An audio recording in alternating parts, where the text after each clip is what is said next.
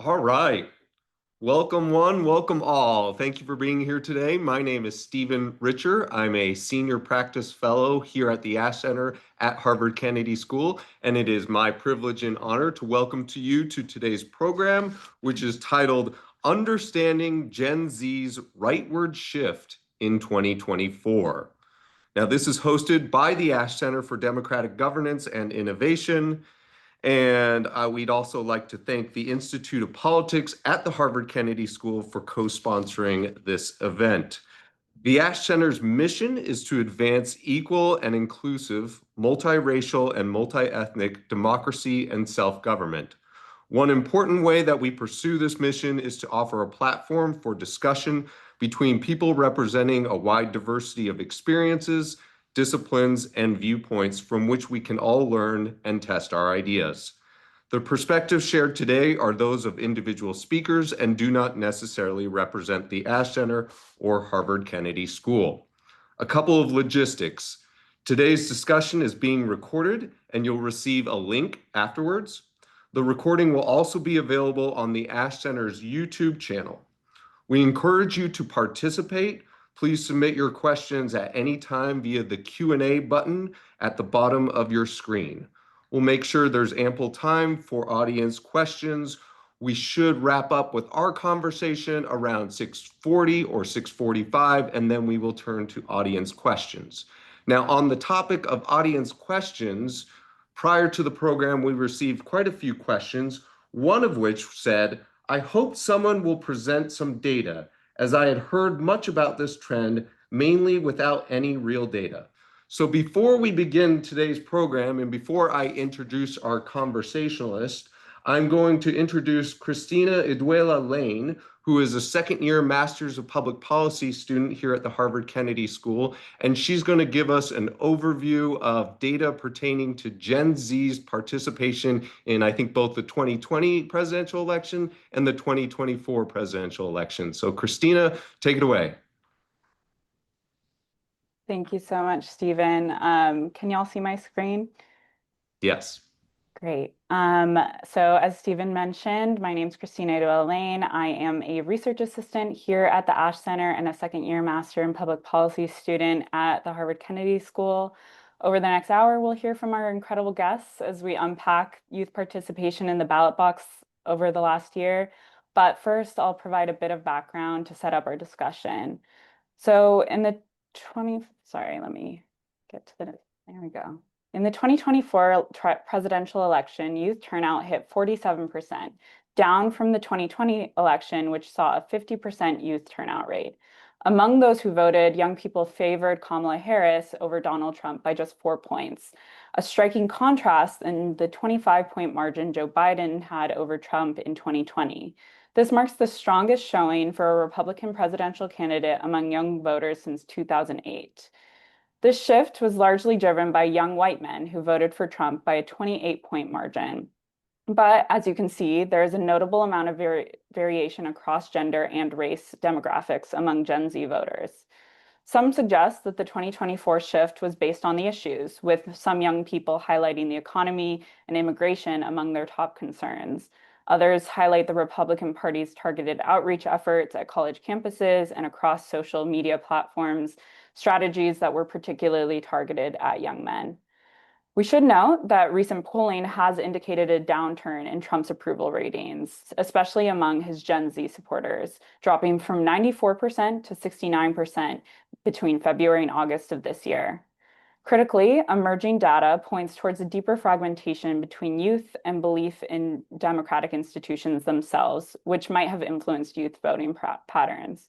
While all age groups have grown increasingly discontent with the American democratic system in recent years, the dissatisfaction has been especially marked among younger people. Prior to the 2024 election, only 27% of Gen Z respondents strongly agreed that democracy is the best form of government, compared to 69% of those over the age of 58.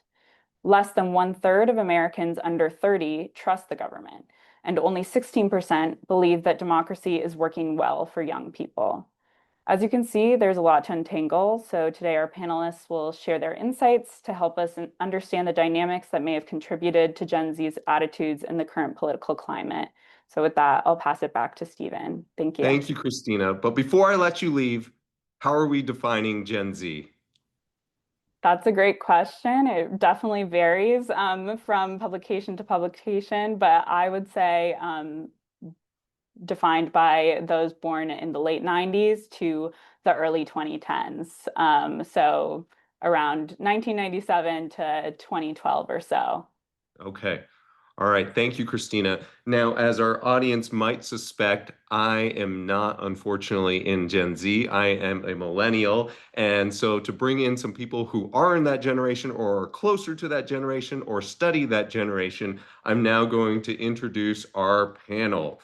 So, we have first Evan Dorr, who is a student at Harvard College, class of 2028 and chairman of the Conservative Coalition at the Institute of Politics at Harvard Kennedy School. We next have Micah English, who is a PhD candidate in political science at Yale University. And lastly, we have Dakota Hall, who is the executive director at the Alliance for Youth Action. We've posted links to larger bios for all three in the chat box, so you can click on them and see more about our three panelists. Okay, gang, you just heard what Christina had to say about the youth vote over the last 16 years, but especially in 2024. I'm no statistician, but I saw the pie chart becoming increasingly more red, particularly so in 2024. So is this a trend that's going to last into 2028, or was this an anomalous blip that was just specific to 2024? Anyone can fire away. I can start if that's all right. So I think a lot of this answer depends on what the Democratic Party actually decides to do. Come 2028, if they pick another candidate who veers towards establishment politics, whose talking points are about protecting institutions and going back to the things that people have always known, I do think that we might see this trend of young people continuing to deflect to the Republican Party. But on the other hand, if the Democratic Party has a reckoning with its ties to institutions in the way that the Republican Party has been forced to by the ascendance of Donald Trump, I think we could see something very different.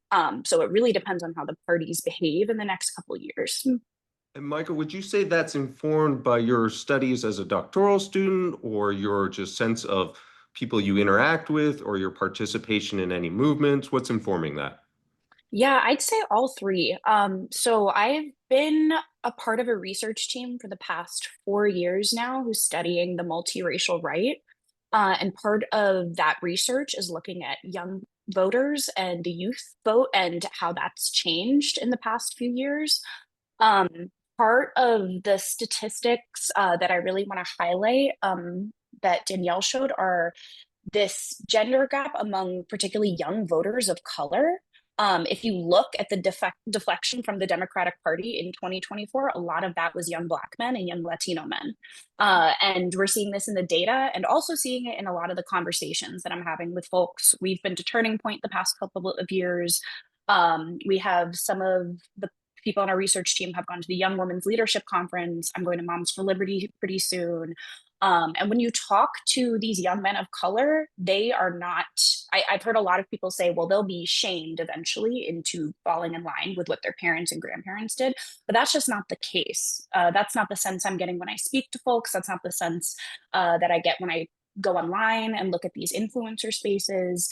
And if I look at the movements that I'm participating in, particularly on the left, there is this sense of pessimism about the potential of institutions to achieve justice for the group that people on the left are fighting for. But at the same time, it's not been harnessed in the same way that it has on the right, where it's, well, if you care about all these institutions failing us, then you need to go out and vote. A lot of the times it's, if you think these institutions are failing us, then you need to go out and create different institutions and don't engage with electoral politics at all or institutional politics at all. Okay, and so so we're all on the same page. The three organizations that you mentioned there, Turning Point, I think you mentioned Mhm. Young Women for Liberty and Moms for Liberty. Is that Yeah, right? Moms for Liberty and the Young Women's Leadership Conference, which are all under Turning Point USA. And those are all right of center organization, right of center outfits closely affiliated with Donald Trump, formerly chaired by Charlie Kirk, now chaired by his wife after the Mhm. assassination, Erica Kirk. So, Mhm. Evan, Micah says that the 2024 rightward shift among Gen Z was about the Democrats in part, a large part about the Democrats. Do you feel the same way, or was this about the Republicans? Was this about President Trump? Was this about something else? So sorry, I just lost lighting in my room. We're back. I think, yes, it's absolutely about the Democrats, though I think I would phrase it in a different way. I think with the bird's eye view, the youth vote has always been driven by a sense of like juvenile rebelliousness. In past decades, I think that impulse found a lot of refuge in democratic politics. It was in candidates and movements who were skeptical of American institutions or their promises, or were outright critical of the country's moral and sort of social order. What changed, I think, is certainly during 2020 up to the run to the 24 election, was that the establishment became progressive. It was incredibly culturally mainstream to be progressive. Academia, media, Hollywood, a lot of the big corporations all spoke with that same progressive accent in the same terms and jargon. And I think the sort of rebellious spirit of the youth flipped. The Republican Party in 24 managed to channel that, this growing anti-establishment mood and a sort of deep fatigue with what felt like a lot of cultural heaviness in the Biden years. The Biden years, for a lot of young voters, felt really stale. The president was visibly old. The economy was strained by inflation. We couldn't build things. And many young people obviously felt that their future wasn't, they weren't going to have the same opportunity as their parents, whether it's in home ownership or their economic prospects. And then you combine that with the sort of heavy cultural atmosphere, I think that you are sort of ripe for a rebellion against this sort of progressive orthodoxy that's sort of set in. So I read 24 as less of an anomaly, but more of an inflection point. I don't know if it was so much great affection for the youth for Donald Trump, though he's certainly a charismatic president, as much as it was exhaustion with what had sort of become the establishment. So I read it much more as, yes, it is a story of the Democrats. It's a story of who the Democrats are and were in 2020, and the way Republicans were able to channel this sort of sense of rebellion to a lot of the cultural or economic policies pursued during that time. Obviously, predicting the future is difficult, but I still think the underlying winds are generally favorable to Republicans, though that's obviously subject to change. Yeah. Okay, Dakota, Evan did it in the nicest way, but I think there were some shots fired there. He basically said the Democrats have become boring, and the Republicans have become the party of rebellion, the party of sort of change. That they have the maybe the Luke Skywalker spirit is now with them rather than with the Democrats. You work with a lot of young voters and young civic leaders on the political left, right? And so, Yeah. is that does that resonate with you? Does that make sense, or do you disagree? I mean, there are some points I agree with. I think Democrats' message has become stale. It's become too out of touch with the mainstream efforts of young people across the board. Whereas like somebody like a Mandami who's coming in and disrupting an economic system that is no longer affordable has actually created a really large coalition on the left and right. And that's kind of what Trump did. Trump spoke to economic populism. But now we're also seeing a changing of tide where many young voters are dissatisfied with Donald Trump, particularly young women, right? And even though young men are more split on him as a 50-50 type ball game, young women are overwhelmingly disapproving of him. And so I think the more we go down this rabbit hole, and part of the reason I think that Democrats have a really good shot in 28 and 26 is because of the broken promises economically, where America is supposed to be put first. And then you see, whether it's 20 billion going to Argentina, now you see military families no longer getting paychecks due to a government shutdown. All this is kind of falling at Donald Trump's foot, right? And when you go out and you campaign that you're going to put America first, and you also then give foreign countries additional aid while our military is not getting paid, a lot of young men are kind of like irritated by that, I think, across the board as well, too. And so, I think Evan said it very nicely, but yeah, Democrats have a lot of shortcomings. I think Michael is on this as well, too, that there needs to be some sort of disruption of the Democratic Party to get back to advocating for working class people and really reform their platform to speak to that. Okay, so I want to touch on the Mamdani story. I want to come back Yeah. to that. But before we do, is this just that, as Christina mentioned at the outset, young voters don't have a lot of confidence in government now? They're frustrated, and so they're going to be against whoever's in power. And so when it was President Biden, they soured on President Biden. Now that it's President Trump again, they're starting to sour on President Trump, and they might be favorably inclined to someone who would challenge him. Micah, is this just sort of anti whoever's in office, anti incumbency? I don't think it's anti-incumbency, but I do think it's what we've touched on, which is anti-establishment. Trump is obviously a very anti-establishment candidate. Mamdani is obviously a very anti-establishment candidate. And if you look back, I think to Obama, a lot of people forget that he was an anti-establishment candidate at the time. Like, particularly if you compare him to the Clintons, he was the guy who was like rolling up his sleeves and showing up to hip hop events and like friends with all these cool people. He was not the candidate that the Democratic Party was behind. And a lot of his messaging was very anti establishment as well. So I think that this anti establishment current has really been driving politics for longer than we've acknowledged. And it's going to continue to. And the Democratic Party ignores that at their peril. Okay. So Dakota, turning back to Mamdani, when you talk to young voters who are maybe involved with the Mamdani campaign or they think he's great, what are the types of things that they're saying about him? He's authentic. He's real. You don't get a lot of BS with him, and they like the fact that he's talking about issues that everyday New Yorkers are facing with affordability. That he is one of them. That he is relatable. He's likable. He doesn't have this elitist academia that often progressives and liberals are accused of having, right? Where it is you're more so talking down at somebody, not talking with them, right? You more so lecture people rather than to seek to understand them. I think that's one of the reasons even Joe Biden first got elected in 2020 was like he had this empathetic nature to him, where he could understand the white working class voter that has often voted Republican in rural areas, whereas not everyone gets that on the Democratic side. And without that, I think that is something that also Mandami can do, that he can talk to people about. And you see Democratic candidates who can't do that kind of like flounder in the area, or they look very authentic doing it. And so I think it's really important that people can study Mandami. Not necessarily, I don't think he's the left version of Trump, but he does have an economic populist message that really, populated with like a Bernie Sanders or AOC. But now he's taking it one step further and reaching a broader coalition in a time in where the American economy, unless you're playing in the stock market, is very volatile for you and everyday cost of living, that he's able to talk to working class people on left and right issues and be like, I want to make your city more affordable. Vote for me. And he's winning that battle.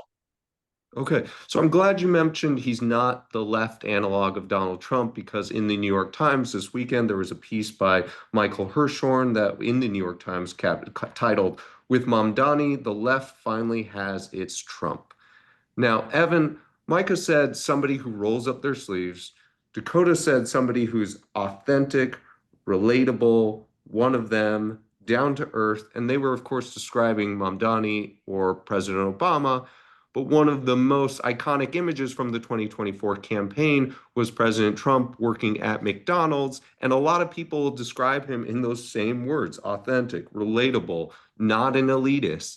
How much of this was just about President Trump? How much of this is about conservatism? How much of this is about the Republican Party? So I want to first kind of address my assessment of Mamdani and how I think conservatives are thinking about him. I Sure. think I would give credit to the idea that both President Trump and Zohran Mamdani represent populist politics. I think that's obvious, though I think Mamdani is an interesting case just because so much of his policies and his support comes from elites who are facing the prospects of being downwardly mobile in that they may not live off as well as their parents if they grew up in a big metropole like New York City, or they've gotten an elite college degree and they don't think that their prospects will match what that degree should confer. And I think they're more suspect to zero-sum thinking economically, at least in that regard. So I think the poor expectations of intergenerational progress are something that's certainly animating both ends of the political spectrum, but I think Obviously, the outcome with Mamdani is something very, very different. As to the question about Trump, I do think I don't know if I can ascribe Trump's rise as something that's purely something based on his charisma. Obviously, Vice President Pence could not be Donald Trump, even if he said the same things as Donald Trump. Donald Trump does have, I think, some sort of intangible quality about him that makes him a leader and makes him someone that people who are throughout the country, from middle America, from places where they don't feel like cultural spotlight is on, felt represented in. But I also read Mamdani is very charismatic, and I think his campaign managers are doing quite excellent. So to be quite honest, I don't have a precise answer as to what makes Donald Trump so special, other than I think the general direction of the Republican Party is the way to remedy what is a broken political system and what is a system that has previously yielded promises that were completely not met. Do you think that the Republican Party has changed in a way that is appealing to Gen Z voters? Maybe wrapped up in Donald Trump, wrapped up in Trumpism, but has the philosophy changed or just the personality? In terms of the transition from the early 2000s, or what sort of frame are we looking at here? Let's take since 20, maybe since, but the youth vote went more Republican even over the last years. So even over the last 8 years in which Trump has been the leader of the Republican Party, has what the Republican Party stands for changed from, say, 2016 to 2024? And has that changed in a way that is more appealing to the youth vote? Or is it, the result of other things that we've been discussing and will continue to discuss? So, two things there. I think one is that the sort of coalition that Trump's created within the Republican Party, balancing different elements, say an interventionist and more isolationist foreign policy, or a policy that's really, really skeptical of the regulatory state, but also perhaps more favorable towards a heavy-handed approach to foreign trade. I think the way he's been able to manage that and balance that, push on different points has been really spectacular. If there's one thing about Trump, it's that he is very, very good at manipulating and holding together opposite parts of his coalition. So I do think part of it is that he can broaden his appeal to different ideas that were perhaps more fringe in past Republican administrations, presidential campaigns. But I do think, again, the big story is with the youth vote, it is the sense of rebelliousness among the youth. I think that's always animated politics. It's why they've tended to be more progressive in the past, and they're still marginally progressive. But I think the big swing was many youth voters who are in Gen Z, who are like me, said, cultural atmosphere, the political atmosphere is really, really heavy. I don't like all these cultural taboos. I don't like my economic prospects for the future. All of this is not something that I think is going in the right direction. And that's why I think they switched to the Republican Party. Okay. So sort of, we want somebody who's fun, we want somebody who's fresh, and you guys have obviously named a few people, and of course, President Trump in part represents that to many people. Slightly changing subjects. A number of people wrote in with questions before the event, and of course, this is much discussed in the political world, but how much is this about the media ecosystem? So, Micah, I was hoping you could start there as somebody who studies how young voters get their information. Can you tell us a little bit about how young voters are getting their information? Because I think a lot of people on the left just say, well, the left needs its own Joe Rogan, and they just throw up Joe Rogan as, sort of that's new media these days. But it's much more than Joe Rogan. Where are Gen Z voters consuming news?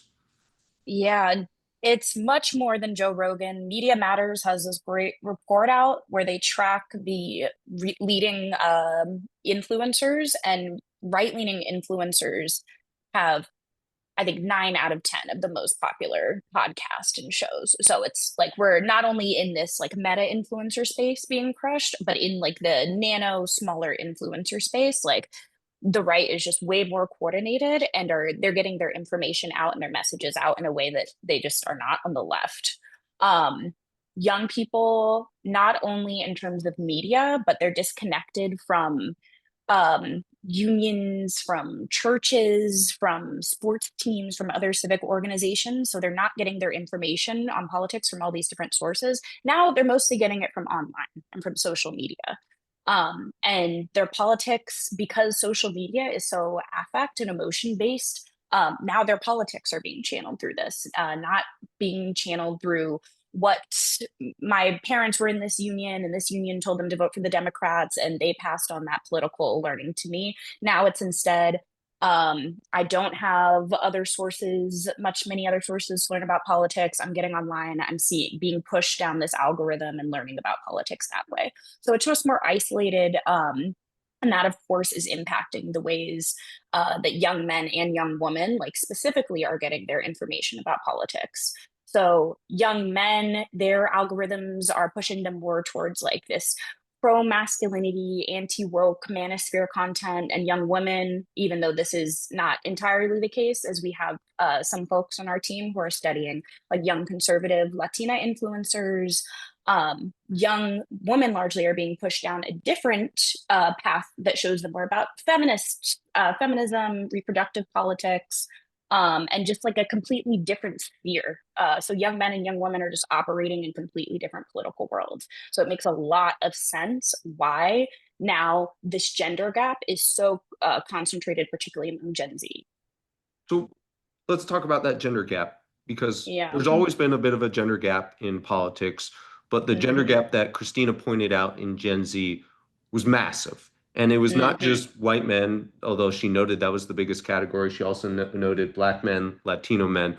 Why would social media be having a different political impact on men than it would be on women? If it is an emotional pitch to consumers, then wouldn't that be affecting women in the same way that it's affecting men?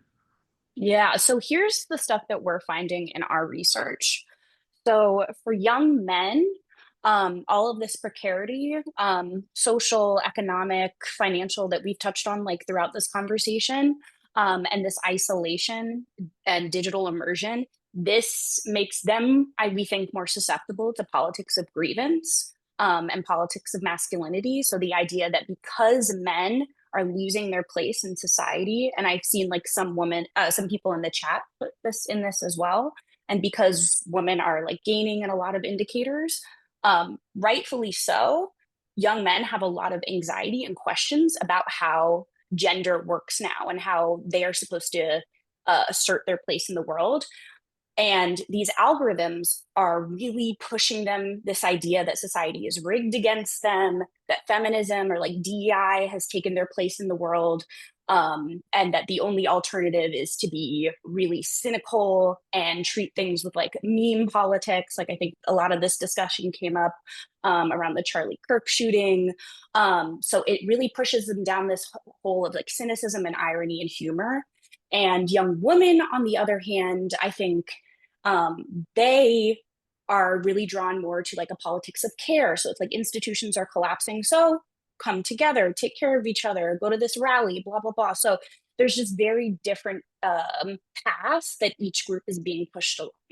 And I think if you look, one of our researchers is looking at the Black manosphere in particular, and looking at how the manosphere in general, it's mostly talked about in terms of like young white men. But if you look at a lot of these algorithm holes, like there's these shows called like Fresh and Fit, and young Black men are being politicized in a really particular racialized way. So it's really important, I think, to pay attention to how specific all of this is. So yes, there's Joe Rogan who has all these followers, but there's also all these very specific influencers who are tapping into young men who like hip hop, young women who are into beauty influencers, like, and then aligning those pre-existing interests with conservative ideologies. And like, I think this report was last month that the Democratic Party is paying this group of influencers like up to $8,000 a post and like telling them what to say. Yeah. It's not, that's not going to work.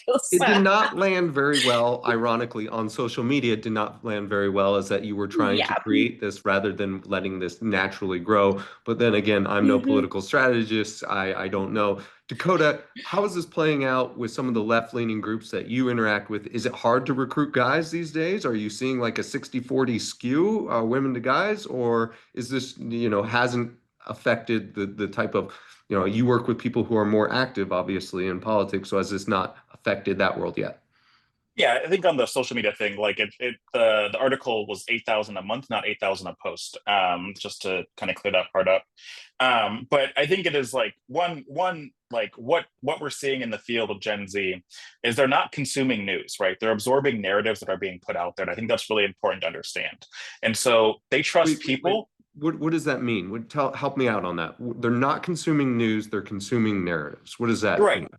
So instead of like actually reading an article or like going to the New York Times and reading what's happening, they're going to their favorite influencer, their favorite creator that happens to probably be on platforms like a streamer, they're a podcaster, they're on YouTube, who really fills this void of a personal connection for young people in this moment.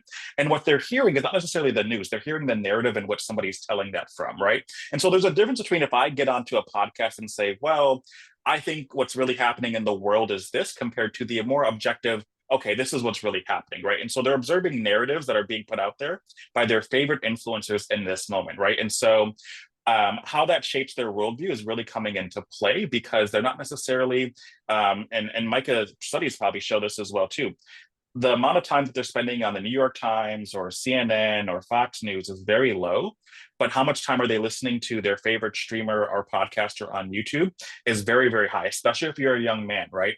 And so what I'm articulating is that most of the podcasters out there they're not journalists. They're not newscasters. They are narrative builders. They are worldview builders, and that is what they're doing. They're sharing a narrative. They're not sharing the news. They may be sharing parts and bits of the news, but they're taking their own perception and their own worldview on it and presenting that out there, right? And you see that on both the left and right-hand side of things right now, too. And to your question about young men, I do think on the left, there is a failure to connect with young men. And a lot of that comes down to social isolation and a lack of community breakdown. I think the right and Turning Point has really shown an example of not only building online empathetic communities, but also in person. When you go to their convenings and you go to their conferences, it is not necessarily telling you how to think or what to say. They're more so building a relationship with you, right? Like you don't have to walk into a room and be afraid you're going to say something wrong, because there actually is no thing wrong in the right? And I think you can kind of see that in a very small tidbit with the Politico article that came out today. Right? That is not all young Republicans, but that shows you that there is a faction of young Republicans out there who have this level of community that can dive into pro-Hitler, pro-racism, right? And so I think for us and where we have to move to as a society is, one, making sure that we're condemning all that across the board. But I think for Democrats moving forward, unless they figure out how to actually build a community with young men and actually have conversations with young men, especially young men of color, that doesn't put them into a box of, oh, you just care about criminal justice or immigration, but actually understanding a lot of them are actually rooted in the financial well-being of their family and being caretakers and providers and protectors of their family. Until you have that full spectrum of like what men of color care about in 2025, I think Democrats are going to struggle to turn out young men in their favor. So the article that Dakota referenced from Politico unveiled a number of private text messages that were sent by certain leaders within the young Republican movement that had a whole bunch of highly inflammatory comments and exchanges, including invoking Nazism, racism. Now, it should be said that they also went after the very chair of the Young Republicans. But so you can check that out if Danny just posted it in the chat, and you can take a look at that. Dakota, how much of this is just we've heard so much about being woke, and that maybe woke has had its moment. Is this at all about men just being fed up with wokeism, whatever, however you may define that? You probably have some of that in there. I think a lot of it is that young men don't. Well, one, depending on where you're at as a young man, right? Like some young men, their top priority is having a child. And you do not necessarily see that being a priority of Democrats is to go have children, as well as everything it means to go take care of a child as well, too. Some of it absolutely is the wokeism and kind of the backlash from 2020, where for some young men, it was too overcorrecting in society, as well as too fast of changes for them, especially in a time in which COVID hit. And so many of them did not have the community there. And then when they were trying to get in community, they were either pushed out or felt that they were doing something wrong for not knowing the exact language or exact words they need to be using in that moment. And then also, you still have very I think wokeism is not necessarily the platform of the Democratic Party.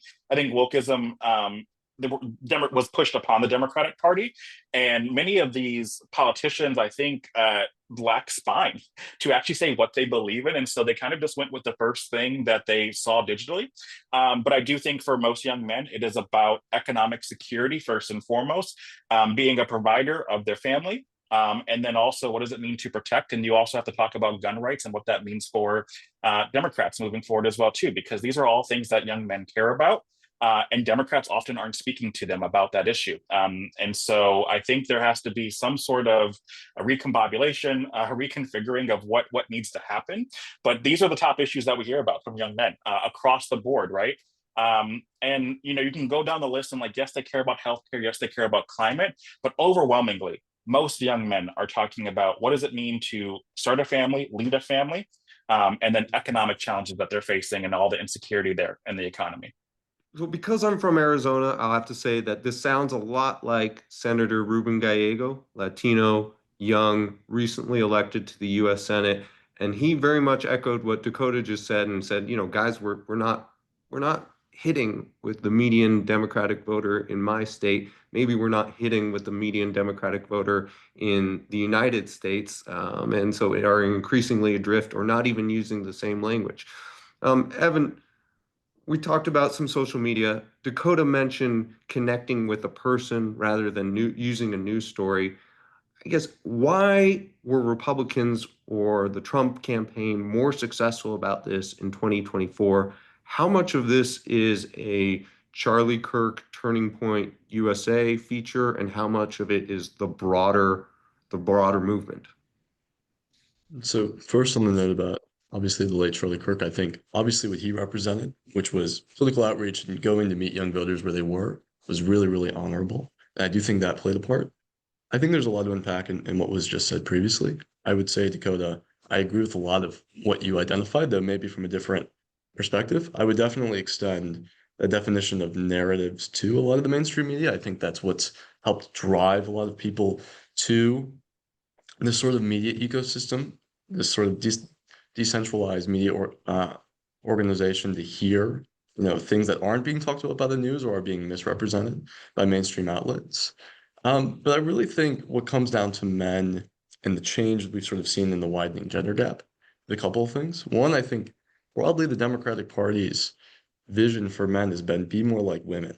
I think that's really been the cultural message there. It's that you're not really supposed to embrace masculinity or embrace, like we said, a positive vision of the future. It's much more about sort of politics of equality or things along that line. So I think that didn't necessarily resonate with a lot of male voters. Things like, these ideas of agency, for example, the idea that you have control of your own circumstances and with enough work, you can rise above and lead your family. I think that's a very masculine idea. And I think that's something that appeals to a lot of men who joined or were part of the conservative movement.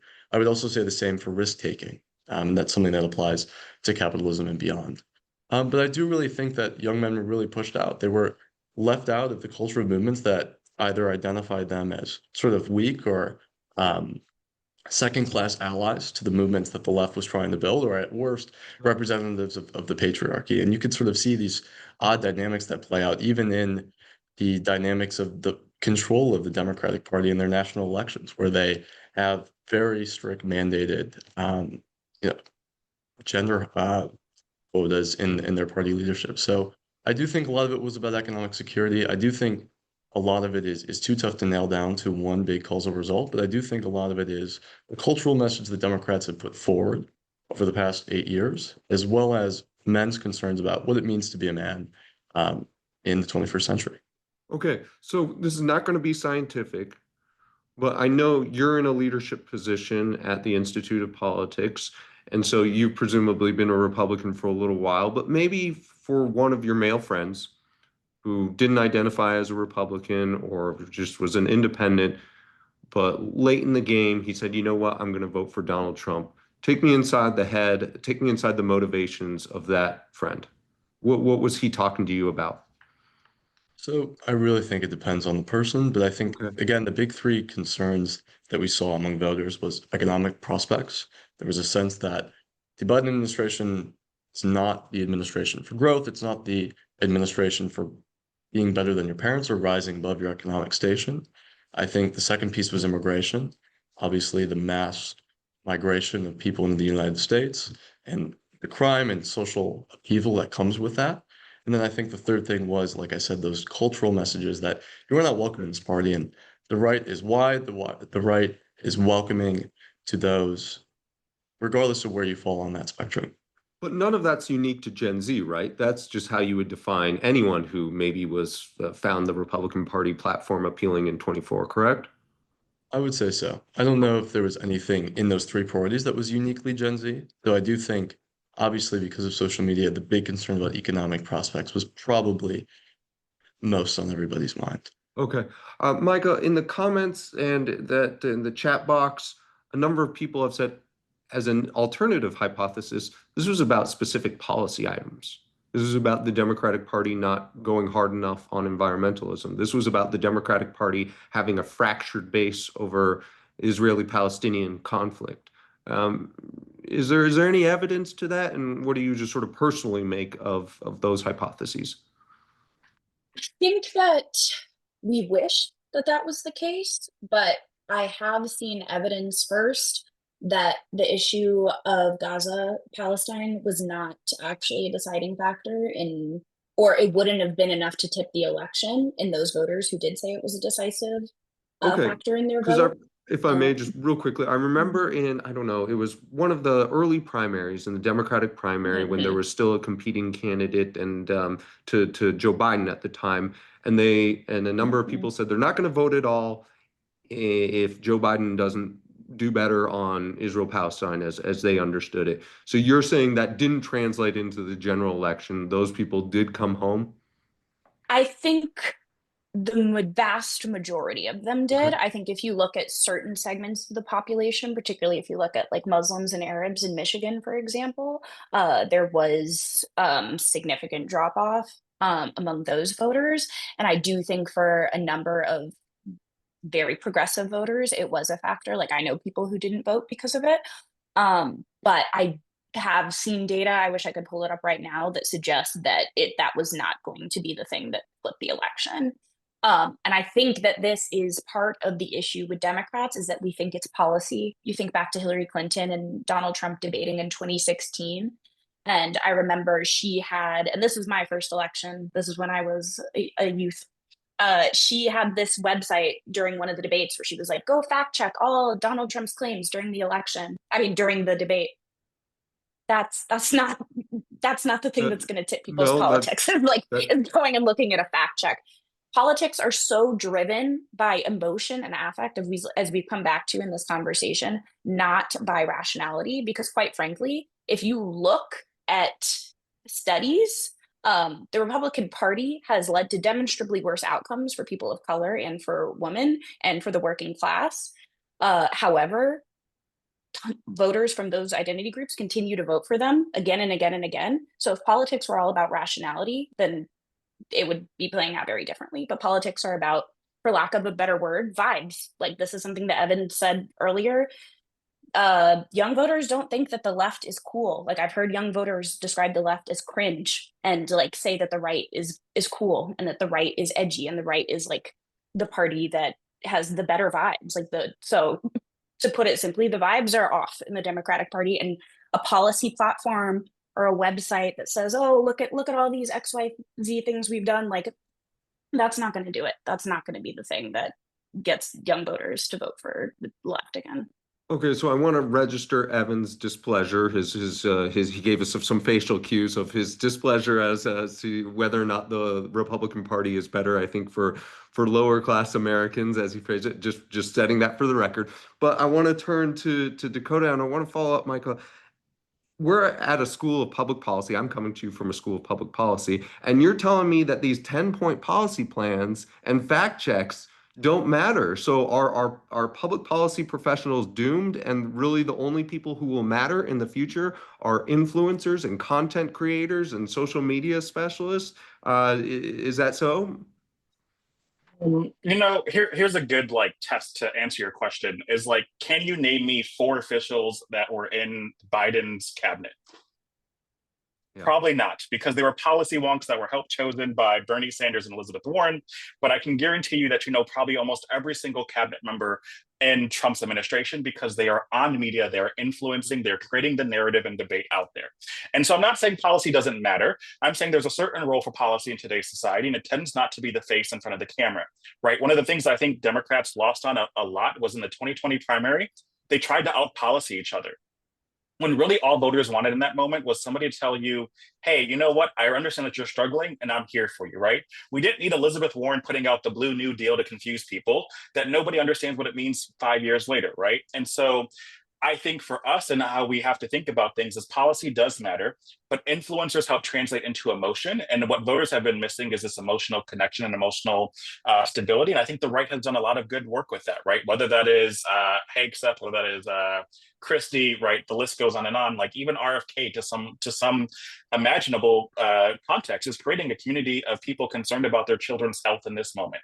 And even though what he is saying has been proven factually wrong in some cases, he is still building that emotional connection to say, you know what, I care that your child is dealing with this. And you didn't really see that from Democratic cabinet members. And so I think Trump administration, they went out and they didn't choose the smartest people to run their cabinet. They chose the best talkers and influencers. And I'm not saying that they're stupid, right? I'm just saying that the Republicans probably have smarter people to run their departments than the people that are currently running them. Not to say that like who's running them is not, they're not smart, but I think the Republicans have great policy people who probably wrote, Project 2025 and other documents that would be more suitable if you're trying to lead with policy rather than influencing and winning the narrative battle.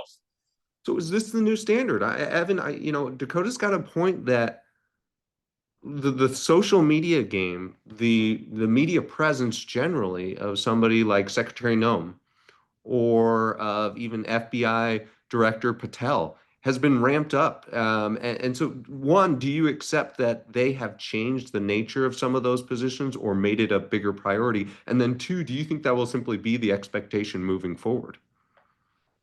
I would absolutely identify a change. I think they're definitely meeting the moment into where how people consume their news on social media is. I think as to how that continues in the future, I think it's somewhat up in the air. I mean, you've already seen Gavin Newsom's press office try to emulate Yep. Trump in the way they've been responding to things. So maybe the Democrats will sort of embody this new approach to politics, though I don't think it's necessarily as authentic, rightly or wrongly, as the Republicans do it. So I think it's too early to tell, but there are certainly signs that this level of engagement is doing well. Okay, jumping back to Dakota, is Gavin Newsom, is that smart what he's doing? Some people say he's, debasing himself. Other people say, hey, we're talking about him. Well, And I think to be clear, what Evan was referencing is he's using a lot of memes. It's maybe a little more coarser. It's maybe a little more slapsticky, I guess I would say. Yeah, Is that yeah, a fair it's edgy. characterization? It's edgy, right? Like, Right. here's the thing. I think Newsom is probably winning over more middle end voters and losing some of like the larger left base that's with him, right? And Newsom has always been a controversial figure for Democrats, right? Like he sways on some issues overall. But here's the thing. I think Democrats have a problem with comedy. And Democrats have a problem with humor. And that is something that the right has leaned into time and time again. And so I don't think Gavin Newsom is being serious half the time, and like his press people are not being serious on his Twitter. But Democrats have to learn how to laugh at some stuff, and I think that is going to be one of our biggest Achilles heels if we are unable to learn how to laugh at some things moving forward, and be able to lean into that satire. Right, go back to the days in which Dave Chappelle, South Park, Family Guy. We all kind of watched that stuff growing up, and now, if we turn on a 2002 episode of South Park, we'd be like, oh my God, this can't be on TV.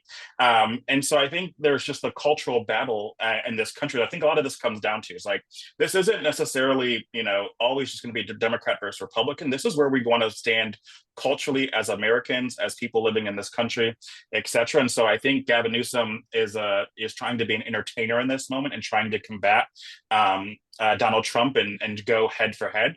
But you also see that there's a reason why most Democrats are not doing that as well too, because they think it's cringe, or they don't want to necessarily lose some of the base that they're doing. So,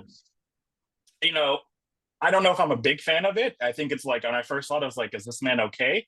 Yeah. At least he's trying something in a moment in which Democrats need better messengers. Yeah, so I'm not a fan of the social media post, but I'll admit that I'm also not a fan of Christy Noem's I guess more Y- aggressive social Yeah, media channels, yeah, and so yeah. Her maybe I'm her just not the her target videos are a audience. little insane. I don't know if you should be posting a video talking about you're going into an American city with like armed guards, right? Like at the end of the day, these are American cities that she is And rampantly promoting that she wants to go target. And look, I'm a millennial. There are generations above me who would say that you're debasing all of politics. But there are other people who push back and say, "Hey, we're winning in politics right now." People who might, turn their nose up at President Trump and some of his style. There are others who would say, "When was the last time the Republican Party won the popular vote in the presidential election? It was 2004." So, put up or shut up, sort of thing. Um, Catherine in the comments says, can you please ask the speakers to address how attitudes may have changed given the first 9 months of the Trump presidency? So I'm going to go to Micah.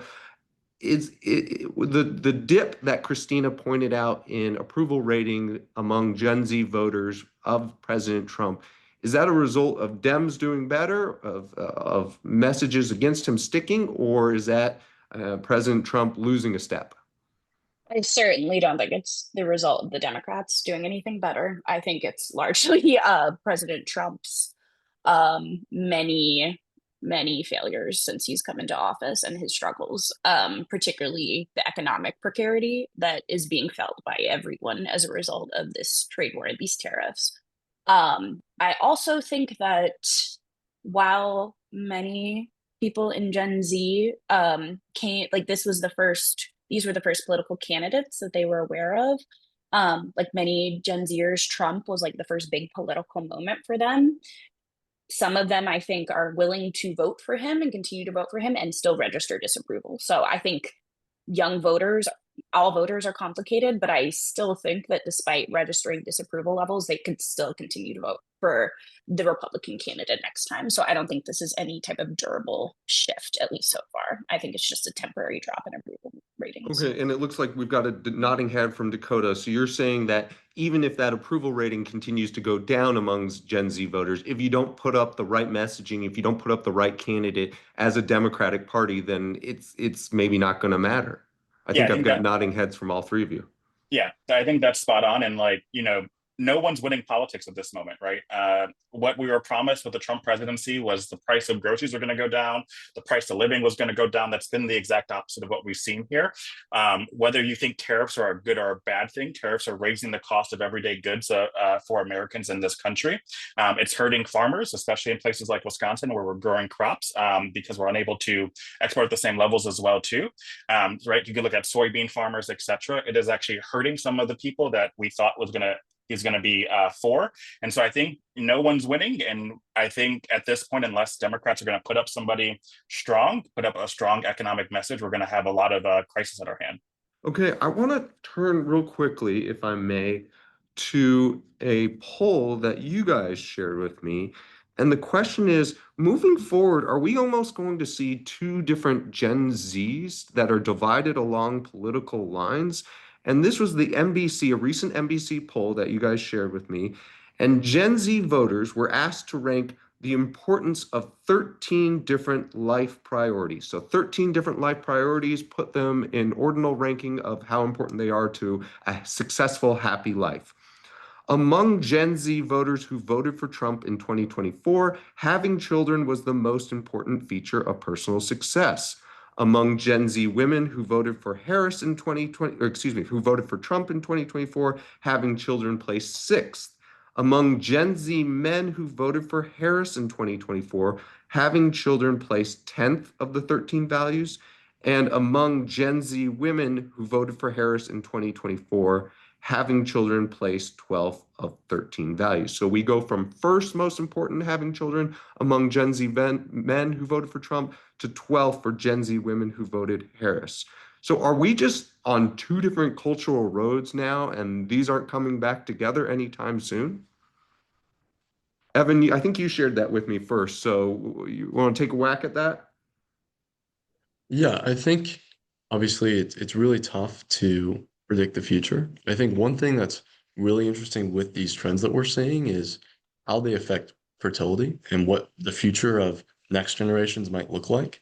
Because obviously, one of the news stories that's new in the 21st century is that Republican families and Democratic families are having children at different rates, where Republicans are having more children and Democrats are having less children. So you would imagine, because families are the primary unit for political socialization, that you would have more children who will grow up in conservative families and be conservative in the future. So it may be the case that because of the trend we're seeing right now in fertility and what it means to have a meaningful life in regards to having a strong family, that it might be the case that we sort of unite in maybe the next 10, 20 years as these changes make their way. But I don't know as to how long these trends will last. I think it's too early to say. Micah, Gen Z, a house divided forevermore? I think I have a pretty pessimistic outlook on this, and I think it is going to be pretty divided moving forward. I think like all of the things we've talked about today, like young men not feeling like they have a place on the left in that like moral story of the left, like makes things like fatherhood and family and have a really appealing way to like restore some sense of order into the world. Like it gives them a sense of authority and identity and moral clarity. Whereas on the other hand, like for young women on the left, family and child rearing, and this is in the data, and this is also stuff I've seen like among people I know, people I've spoken to, family and marriage are seen as more ambivalent, as like this poll shows. And we know there's, again, decades of social science research that suggests that women, particularly in heterosexual couples who are married and who have children, they are perform demonstrably worse on like many life outcomes. They do more unpaid labor. They have higher rates of stress and depression. So young women on the left are seeing this institutional precarity, like they see family and children as something that's like tethering them more to precarity rather than giving them this sense of freedom and fulfillment. And I don't see that changing anytime soon, unfortunately. All right. Because it is of vital importance to the Ash Center, which is hosting this event, and because it came up in Christina's opening presentation, I'm going to ask as the last substantive question for each of you to give 30 seconds on, is democracy doomed? Because the Gen Z perspective on democracy was pretty bleak and in government overall. So is it just we're not going to have people who believe in democracy moving forward? All right, I'll call on Dakota. Dakota, take me back from the edge. Democracy in the republic could definitely be in doom.